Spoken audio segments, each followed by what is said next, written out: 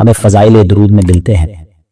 اگر میں آج آپ سے ایک ریکویسٹ کروں یا ایک بات کہوں کہ جناب یہ بتائیے کہ آپ مسلمان ہونے کی حیثیت سے اپنی زندگی میں کیا کیا خواہشات رکھتے ہیں؟ ایک مسلمان اپنی دنیا کیسی دیکھنا چاہتا ہے، اپنی آخرت کیسی دیکھنا چاہتا ہے؟ کبھی اکیلے میں بیٹھ کر لسٹ بنائیں کہ دنیا میں کیا چاہتا ہوں، موت کے وقت کیا چاہتا ہوں، قیامت کو کیا چاہتا ہوں۔ اور اب میں آپ کو کچھ مختلف حدیثوں کا، یوں سمجھیے کہ مجموعہ کہہ لیں، عطر کہہ لیں، اس کا خلاصہ کہہ لیں، میں پیش کرنے جا رہا ہوں کہ درود پاک پڑھنے والے کو کیا کیا ملتا ہے۔ علماء بیٹھے ہیں، تقریباً ہر ہی میرے جملے کے پیچھے کوئی حدیث یا کوئی روایت ہوگی، تو آپ کو اندازہ ہو جائے گا کہ ایک ایسا کمال کا وظیفہ ہے۔ میں جو کہتا جاؤں دل خوش ہو تو سبحان اللہ کہتے جائیے گا۔ اگر آپ چاہتے ہیں کہ آپ کی روزی میں برکت ہو تو درود پاک پڑھیے۔ اگر آپ چاہتے ہیں کہ بیماریاں دور ہو جائیں تو درود پاک پڑھیے۔ آپ چاہتے ہیں آپ کی ٹینشن ریلیز ہو جائے، آپ درود پاک پڑھیے۔ آپ چاہتے ہیں ذلت و رسوائی سے بچیں تو درود پاک پڑھیے۔ آپ چاہتے ہیں آپ کی عزتوں میں اضافہ ہو جائے تو درود پاک پڑھیے۔ آپ چاہتے ہیں کہ مرتے وقت کلمہ نصیب ہو اور نبی پاک کا دیدار ہو جائے تو درود پاک پڑھیے۔ بلکہ آپ یہ چاہتے ہیں کہ قبر میں بھی نور مصطفیٰ سے میری قبر جگمگائے تو درود پاک پڑھیے۔ قیامت کے دن نبی پاک کے پرچم تلے اٹھنا چاہتے ہیں تو درود پاک پڑھیے۔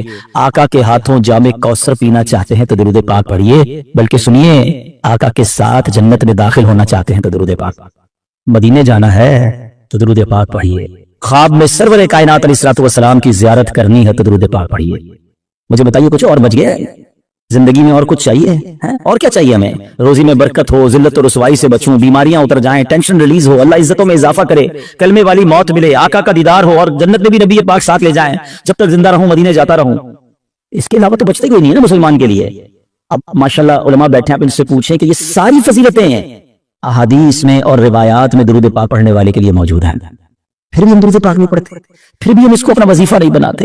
اگر درود پاک کو ہم اپنا، اس کو کہتے ہیں نا کہ چابی ہے، یہ اٹ از اے کی آف سکسیس، کامیابی کی چابی ہے، ہر پرابلم دور کرنے کی چابی ہے، تو پلیز درود پاک کو حرز جاں بنائیے۔ چلتے پھرتے اٹھتے بیٹھتے جتنا ہو سکے درود پاک پڑھتے رہا کریں۔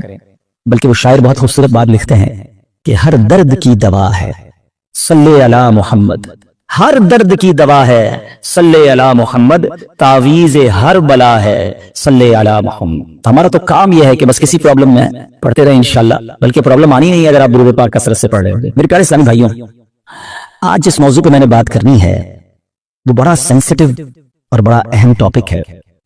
ہم نارملی اپنی زندگی میں بہت ساری چیزوں کی حفاظت کرتے ہیں، چیز جتنی قیمتی ہوتی ہے اس کی حفاظت بھی ہم اس قدر زیادہ کرتے ہیں۔ نارمل سا موبائل جیب میں ہو تو فکر نہیں ہوتی، قیمتی موبائل ہو تو بندہ تھوڑی دیر بعد ہاتھ لگا رہا ہوتا ہے جیب میں، ہے نا۔ گاڑی قیمتی ہو تو بندہ لاک کر کے، بازو کا ڈرائیور کھڑا کر کے آتا ہے، پیسے تھوڑے سے ہوں تو جیب میں رکھتا ہے، زیادہ ہو تو لاکر میں یا بینک میں رکھتا ہے۔ جتنی چیز قیمتی ہوتی چلی جاتی ہے، ہمارا کانشیس لیول بھی، جو ہمارا حفاظت کا ذہن بھی بڑھتا چلا جاتا ہے۔ ہماری زندگی میں ہماری نیکیوں کی، ہمارے اعمال کی کتنی اہمیت ہے، کبھی ریئلائز کیا آپ نے؟ اول تو شیطان ہمیں نیکیاں کرنے نہیں دیتا، وہ چاہتے نہیں ہم نیکیاں کریں، اور اگر کوئی نیکیاں کر لیتا ہے پھر اب اگلا وار شیطان کا یہ ہوتا ہے کہ کسی طرح اس کی نیکی برباد کرا دی جائے، اس کی نیکی ڈیلیٹ کروا دی جائے۔ ذرا اس کو ایک میں آپ کو یوں سمجھے کہ صورتحال آپ کے سامنے رکھتا ہوں، جس سے آپ کو یہ بات اور سمجھنے میں آسانی ہو جائے گی، پھر میں اپنے ٹاپک کی طرف آؤں گا۔ کہ ایک شخص تھا اور اس کے یہاں بچی کی ولادت ہوئی۔ ماں باپ کے یہاں جب بچی پیدا ہوتی ہے تو ماشاءاللہ محبت بھی لوگ کرنے والے کرتے ہیں، پھر اس کی پلاننگ بھی کرتے ہیں کہ بچی جب بڑی ہوگی تو میں نے اس کی خیر خواہی کرنی ہے، اس کی شادی کرنی ہے۔ تو اس شخص نے سوچا کہ کیوں نہ میں اپنی بچی کی شادی کے لیے، اس کے اچھے مستقبل کے لیے کچھ پیسے جمع کروں۔ اس نے ایک گھر میں صندوق بنایا اور روزانہ کے، مثال کے طور پہ سمجھاتا ہوں کہ روزانہ کے 100 روپے یا 200 روپے وہ اس صندوق میں ڈالنے لگا۔ اس نے کہا 20 سال میں تو پتہ نہیں کتنے پیسے ہو جائیں گے، سارے کام آسان ہو جائیں گے۔ 100 روپے 200 روپے روز ڈالتا تھا۔ کبھی کبھی جی چاہتا تھا کوئی اچھی چیز خریدے، کوئی باہر کا کھانا کھائے، مگر کہتا نہیں بچی والے پیسے ڈالنے۔ اپنے دل کو مارتا رہا اور پیسے ڈالتا رہا۔ 20 ایئرز، 20 سال گزر گئے، صندوق بھر گیا۔ اس نے سوچا صندوق تو بھر گیا ہوگا، اب بچی بھی بڑی ہو گئی، کہ اب تو اس کی شادی کرنی ہے۔ اور اب اس والد نے اس باکس کو کھولا، سارے گھر والوں کو جمع کیا کہ آؤ میری 20 سال کی جو جمع پونجی ہے آج اس کو مل کے کاؤنٹ کرتے ہیں، ہزاروں لاکھ روپے ہوں گے۔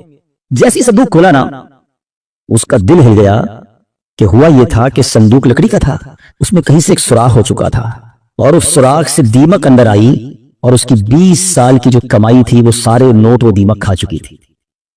مجھے صحیح بتائیں، اپنے آپ کو اس کی جگہ رہ کر سوچیں کہ جس نے 20 سال تک اپنے پیٹ کاٹ کر، اپنی خواہشوں کو مار کر اپنی بچی کے لیے پیسے جمع کیے، اور جب 20 سال بعد اس کو خرچ کرنے کا موقع آیا، اس کو تکلیف کتنی ہوئی ہوگی کہ یار سب ختم، اب میں کہاں سے لاؤں گا؟ یہ تکلیف یقیناً بہت زیادہ ہے۔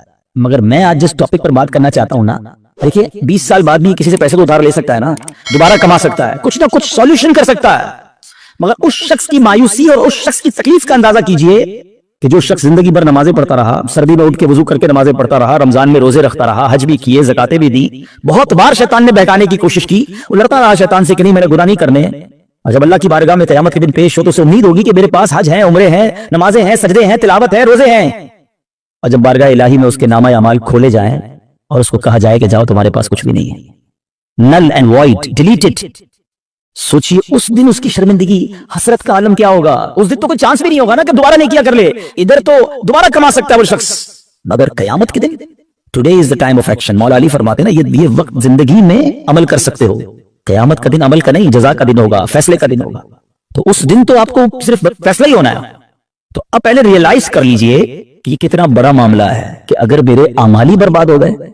اب ہو سکتا ہے کسی کے ذہن میں سوال آئے کہ جناب یہ کون سی بات کر رہے ہیں کہ اعمال کیسے برباد ہو سکتے ہیں, نمازیں پڑھی ہیں, روزے رکھے ہیں, کوشش کر کے یہ اعمال کیا. آج کے دور میں نیکی کرنا بھی آسان نہیں ہے, یہ تو میں سمجھانا چاہتا ہوں آج کے بیان میں کہ آج کے دور میں واقعی نیکی کرنا اتنا آسان نہیں ہے, لیکن آپ اتنی مشکل سے نیکی کر بھی رہے ہیں, مگر اس کو سنبھال رہے ہیں کہ نہیں, اس کی حفاظت کر رہے ہیں کہ نہیں, اس کے بارے میں فکر مند ہے کہ نہیں, آپ کو پتا ہے کہ چور کیسے چوری کر کے جا سکتا ہے آپ کی نیکیوں کو. یہی میرا آج کا ٹاپک ہے. اور اب آپ سوچ, دوبارہ ذہن میں سوال آ رہا ہوگا کہ بھائی بتائیں تو صحیح وہ کون سے اعمال ہیں جن سے نیکیاں برباد. میں قرآن و حدیث سے آج آپ کے سامنے کچھ اعمال ایسے رکھوں گا, کچھ کام ایسے رکھوں گا کہ جس کو کرنے والے کے بارے میں فرمایا کہ اس کے اعمال برباد کر دیے جاتے ہیں. سب سے جس کو کہیں کہ اہم ترین معاملہ پتہ ہے کیا ہے, کہ انسان کا ایمان چھن جائے. جس کا ایمان چلا گیا نا, اب اس کا کوئی عمل اس کے کام نہیں آئے گا, چاہے اس کی زندگی سجدوں سے بھری ہوئی ہو, چاہے اس نے بہت نمازیں پڑھی ہوں, ساری زندگی روزے رکھے ہوں, ایمان نہیں تو کچھ بھی نہیں. اور یہ بات قرآن کہتا ہے. اللہ کا کلام کیا فرماتا ہے سنیے. رب کریم قرآن میں ارشاد فرماتا ہے وَمَن يَرْتَدِدْ مِنْكُمْ عَنْ دِينِهِ فَيَمُتْ وَهُوَ كَافِرٌ فَأُولَئِكَ حَبِطَتْ أَعْمَالُهُمْ فِي الدُّنْيَا وَالْآخِرَةِ وَأُولَئِكَ أَصْحَابُ النَّارِ هُمْ فِيهَا خَالِدُونَ. اب اس کا ترجمہ سنو. اور تم میں جو کوئی اپنے دین سے پھرے پھر کافر ہو کر مرے تو ان لوگوں کا کیا اکارت گیا, دنیا میں اور آخرت میں سب ضائع ہو گیا, اور وہ دوزخ والے ہیں, انہیں اس میں ہمیشہ رہنا. ایک بات یاد رکھیے گا, یہ ہمیں بعض اوقات سمجھ نہیں آتی کہ یار بندہ مسلمان ہو کے کافر کیسے ہو سکتا ہے, ایمان والا ہو کے ایمان سے کیسے نکل سکتا ہے. یہ بات تو آپ کو پتا ہے نا کہ دنیا میں سب سے زیادہ جو تیزی سے مذہب پھیل رہا ہے وہ کون سا ہے, اسلام ہے. the most growing religion on earth. اس پوری کائنات میں سب سے تیزی سے الحمدللہ اسلام پھیل رہا ہے. لیکن یہ ون وے ٹریفک نہیں ہے کہ اگر کوئی مسلمان ہو سکتا ہے غیر مسلم تو مسلمان بھی اسلام سے خارج ہو سکتا ہے. ٹھیک ہے, ایک حدیث پاک سناتا ہوں تاکہ یہ بات اور کلیئر ہو جائے گی. حدیث پاک کا مضمون ہے نبی پاک علیہ الصلوۃ والسلام نے فرمایا کہ اولاد آدم مختلف طبقات میں, مختلف کیٹیگریز میں پیدا کی گئی ہے. 4 کیٹیگریز, 4 قسم بیان کی نبی پاک نے. فرمایا ایک پہلی قسم وہ ہے کہ بعض مومن پیدا ہوتے ہیں, ایمان والی زندگی گزارتے ہیں, اور ان کا خاتمہ بھی ایمان پر ہوتا ہے. ہم اللہ سے دعا کرتے ہیں کہ اللہ اس کیٹیگری میں ہمیں شامل رکھے, کیونکہ اللہ نے مسلمان ماں باپ دیے, ایمان والی زندگی دی ہے, اللہ ایمان والی موت عطا فرمائے. لیکن سیکنڈ کیٹیگری نبی پاک نے فرمایا کچھ لوگ کافر گھرانے میں پیدا ہوتے ہیں, حالت کفر پر زندہ رہتے ہیں, اور حالت کفر پر ہی ان کی موت ہوتی ہے. بہت بڑی تعداد میں ایسے لوگ جو غیر مسلموں کے یہاں پیدا ہوتے ہیں, کفر والی زندگی گزارتے ہیں, کفر پر بھی مر جاتے ہیں. تیسری کیٹیگری سنو, اللہ کے نبی فرماتے ہیں کچھ لوگ کافر پیدا ہوتے ہیں, کافروں والی زندگی گزارتے ہیں, مگر ان کا خاتمہ ایمان پر ہو جاتا ہے. ہے نا کئی لوگ جو مرنے جو دنیا میں مسلمان ہو رہے ہیں, کیا ہے, کافر تھے نا, غیر مسلم تھے, کلمہ پڑھا مسلمان ہو گئے, بڑی اچھی بات ہے. مجھے ایک واقعہ یاد آ گیا. ہانگ کانگ میں دعوت اسلامی والے جو تھے وہ ہمارے مبلغین کسی مریض کی عیادت کے لیے ہاسپٹل میں گئے. دعوت اسلامی کے تو طریقہ کار میں بھی شامل ہے, ہمیں بھی جانا چاہیے, مریض کی عیادت سنت ہے. تو وہ وہاں عیادت کرنے گئے تو برابر میں بستر پر ایک 70 سال کا ہانگ کانگ میں بوڑھا شخص غیر مسلم وہ بھی لیٹا ہوا تھا, علاج کروانے آیا تھا. جب وہ واپس جانے گئے اس نے اشارہ کیا ادھر آئیے گا, وہ ادھر گئے. تو تم لوگ کون ہو؟ چہرے پہ داڑھی تھی, سر پہ امامہ تھا. ہم مسلمان ہیں. کیوں آئے تھے؟ کہ ہمارا ایک دوست ہے وہ بیمار تھا, اس کو دیکھنے آئے تھے. اچھا مسلمان کیا ہوتا ہے, اسلام کیا ہوتا ہے؟ 7 8 10 منٹ بات چیت ہوئی, اسلامی بھائیوں نے اس کو دعوت دی کہ آپ بھی مسلمان ہو جائیں. ہسپتال کے بستر پر وہ بوڑھا شخص کلمہ پڑھ کر مسلمان ہو گیا. مگر اس سے بڑھ کر جو جس کو کہتا نا ایمان افروز بات یہ تھی کہ اگلے چند گھنٹوں بعد اس کا انتقال بھی ہو گیا. یعنی اس کے مقدر میں ایمان تھا تو اسپتال کے بستر پر بھی اس تک ایمان پہنچ گیا. یہ حدیث کا جو تیسرا حصہ ہے نا, سمجھو کہ کچھ لوگ کافر گھرانے میں پیدا ہوتے ہیں یا کافر ہوتے ہیں, پیدا ہی کافر کفر پر ہوتے ہیں, پوری زندگی کفر پر گزرتی ہے, مگر ان کا خاتمہ ایمان پر ہوتا ہے. اب نبی پاک علیہ السلام نے فرمایا چوتھی کیٹیگری یہ وہ لوگ ہوتے ہیں جو مسلمان گھرانے میں پیدا ہوتے ہیں, مومن پیدا ہوتے ہیں, اسلام والی زندگی گزارتے ہیں, مگر ان کا خاتمہ کفر پر ہوتا. یہ چوتھی کیٹیگری ڈرانے والی ہے. اس سے سمجھنا ہوگا کہ ہمارے پاس کوئی گارنٹی نہیں کہ میں ایمان سلامت لے کر جاؤں گا. ایک بڑی پیاری حدیث بچے کو یاد ہے, انما الاعمال بالنیات, ہے نا, اعمال کا دار و مدار نیتوں پر. ایک اور حدیث ہے, انما الاعمال بالخواتیم, اعمال کا دار و مدار خاتموں پر ہے. خاتمہ ٹھیک ہونا ضروری ہے. ہم اس کی تو میں سے بہت ساروں کو تو فکر ہی کوئی نہیں کہ یار اس کی بھی فکر کرنی ہے, اس پر بھی کوئی بات کرنی ہے, اس کی بھی کوئی سیکیورٹی کرنی ہے. سوچئے نا. اچھا پھر اب یہ حدیث آپ نے سن لی, قرآن کی آیت سن لی, صحابہ نے بھی سنی, اولیاء نے بھی سنی. خود نبی پاک کا ایٹیٹیوڈ کیا تھا؟ اللہ کے حبیب علیہ الصلوۃ والسلام کی بڑی مشہور دعا ہے, یا مقلب القلوب ثبت قلبی علی دینک, اے دلوں کو پھیرنے والے میرے دل کو اپنے دین پر ثابت قدمی عطا فرما. اللہ کے نبی دعا کر رہے ہیں جن کے صدقے میں دین ملا ہے. ہم تو نعت میں پڑھتے ہیں نا, تیرے صدقے میں آقا سارے جہاں کو دین ملا. وہ آقا دعا کر رہے ہیں کہ اے اللہ میرے دل کو تیرے دین پر ثابت قدمی عطا فرما. ہمارا کیا حال ہونا چاہیے؟ ہمیں ہر وقت کی فکر ہونی چاہیے. اگر nobody care about it, بات بھی نہیں کرتا کوئی. اعمال کو بچانے کے لیے سب سے پہلے ایمان کو بچانا ہوگا. اچھا اب دوسرا سوال آتا ہے کہ ٹھیک ہے حضرت سمجھ آ گیا, ایمان کی حفاظت کی فکر کرنی چاہیے, ایمان بڑی سینسیٹیو چیز ہے. اب یہ بھی بتائیے کہ ایمان چلا کس چیز سے جاتا ہے؟ ہاں یہ اہم کوسچن ہے کہ ایمان سے بندہ خارج کیسے ہو سکتا ہے. اچھا پھر شیطان ہے نا, ابھی بھی ہو سکتا ہے کسی کے ذہن میں یہ بات ڈال رہا ہوگا, یار کیسی عجیب سی بات کر رہے ہیں مولانا صاحب, 50 سال کا تو ہو گیا, 60 سال کا ہو گیا, ساری زندگی کلمہ پڑھا اور ایمان سے بھی جا سکتا ہوں. جناب یہ بات پہلے سمجھنی ہوگی. میں آپ سے ایک سوال کرتا ہوں, 70 سال کوئی بے ایمان رہا, غیر مسلم رہا, صدق کے دل سے کلمہ پاک پڑھے, مسلمان ہو جائے گا, ایمان میں داخل ہو جائے گا؟ ایک جملہ ہی ہے نا, مگر دل سے کہا 70 سال کی کفر کی زندگی ایک طرف, ایمان میں آتے ہی پچھلے گناہ بھی معاف ہو جاتے ہیں. تو کیا کوئی 70 سال مسلمان رہ کر کوئی ایک جملہ ایسا کہہ دے معاذ اللہ, اللہ کی توہین کا, اللہ کے نبی کی توہین کا, اسلام کی توہین کا, جس سے کہ اس کو کفریہ کلمات کہے جاتے ہیں, تو وہ بھی اسلام سے خارج ہو سکتا ہے. تو سب سے پہلے تو زبان کی احتیاط ہے. تھنک بیفور یو ٹاک, بات کرنے سے پہلے سوچو میں کیا بول رہا ہوں. یہ کہیں اس گفتگو میں میرا ایمان تو غارت نہیں ہو جائے گا. تو آج یہ خیال ہی نہیں ہے. اب اس پہ بڑی بڑی سازشیں ہوئی ہیں, فلموں کے گانے ایسے بنائے گئے, کامیڈی شو ایسے بنائے گئے, یہ کامیڈینز یا فلموں کے گانے یا جناب دوستوں میں ہنسی مذاق, کبھی دوزخ کا مذاق, کبھی جنت کا مذاق, کبھی معاذ اللہ فرشتوں کا مذاق. ہماری لمٹ ہے, ہم مسلمان ہیں, ہماری باؤنڈری. لوگ کہتے ہیں ریڈ لائن ہوتی ہے, بھائی ریڈ لائن مسلمان کی یہ ہے کہ وہ ان باتوں پر گفتگو نہیں کر سکتا, اس کا مذاق نہیں اڑا سکتا. ایک حد ہے ہماری نا, ہم جو چاہیں ہمیں بول دیں گے. دنیا میں کئی ایسے ملک ہیں جہاں کسی ادارے کے خلاف بات نہیں ہو سکتی, کسی پرسنالٹی کے خلاف بات نہیں ہو سکتی, ہم اس کو فالو کرتے ہیں. مگر ہم اسلام کے بارے میں, دین کے بارے میں جو منہ میں آیا کہہ رہے ہوتے ہیں.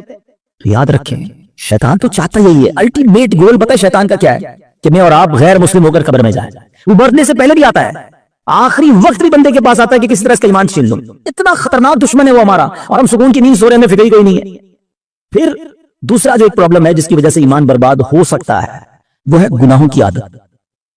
روایتوں میں آتا ہے کہ جب بندہ ایک گناہ کرتا ہے نا, اس کے دل پر ایک سیاہ نقطہ لگ جاتا ہے, اور جب وہ بار بار گناہ کرتا ہے تو وہ ایک نقطہ ایک وقت آتا ہے کہ پورا دل ہی کالا ہو جاتا ہے. جب دل کالا ہو جاتا ہے تو اس پر نصیحت کی بات ہی اثر نہیں کرتی ہے. پھر شیطان کے لیے بڑا آسان ہوتا ہے اس کا ایمان چھیننا. میں آخری بات اس موضوع پہ کر لوں تاکہ اگلے عمل کی طرف جاؤں, ورنہ یہی ایک ٹاپک ایسا ہے کہ میں پورا بیان اس پر کروں, اور کرنے چاہیے ایسے بیانات کہ ایمان کی حفاظت کی فکر بہت ضروری ہے. کہ اب آپ غور کریں, شیطان جو ہے نا, میں نے جیسے بتایا کہ وہ ہمارا پکا دشمن ہے اور ہمیں آخری وقت میں ہمارا ایمان چھیننا چاہتا ہے. اب ایک شخص ہے جو روزانہ شیطان سے ہار جاتا ہے. شیطان صبح اٹھنے لگتا ہے, شیطان کہتا ہے نہیں فجر نہیں پڑھنی, سو جا, رضائی اوڑی اور سو گیا. صبح ہوئی نہیں اور شیطان جیت گیا. فائٹ ہوئی, شیطان جیت گیا. دوپہر ہوئی, ظہر نہیں پڑھنے دی, شیطان جیت گیا. مارکیٹ میں گیا, بے پردہ عورت گزری, شیطان نے کہا دیکھ لیا, شیطان جیت گیا. موبائل اٹھایا, حرام دیکھ لے, بری ویب سائٹ دیکھ لی, شیطان جیت گیا. کاروبار کرنے لگا, شیطان نے کہا جھوٹ بول دے, جھوٹ بولا, شیطان جیت گیا. دھوکہ دے, دھوکہ دیا, شیطان جیت گیا. سود کما لے, سود کا کام کیا, شیطان